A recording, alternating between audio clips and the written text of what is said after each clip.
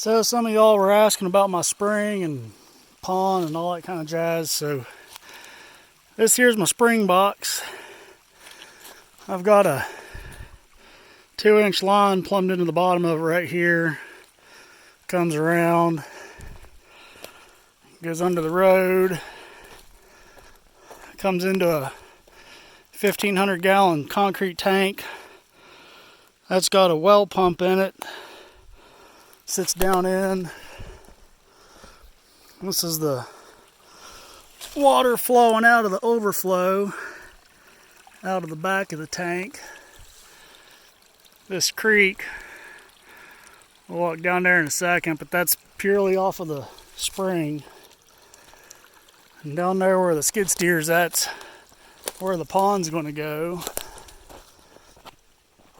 All of these things are wild raspberries. They call them wine berries. They're really sweet. And this is kind of going down the hill towards the future pond. These are all daffodils. This was a house that burnt down back in the 70s. It's really more of a cabin, but they planted all these daffodils in here. They're still multiplying and growing.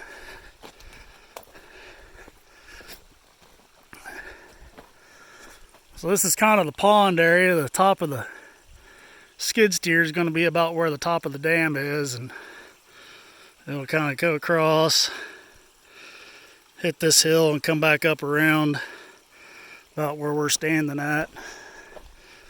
It's not going to be huge, but it'll be enough.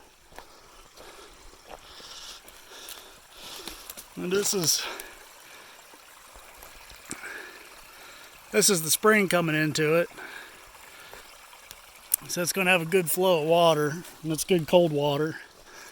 Should make trout raising pretty manageable. And if any of you guys are plant nerds, this is a Chinese bitter orange. I'd never seen one before, even though I've got a degree in landscape architecture. I didn't know what it was. But it's thorny as hell and kind of weird, and gets really small, super bitter oranges, which I guess is why it got its name. So,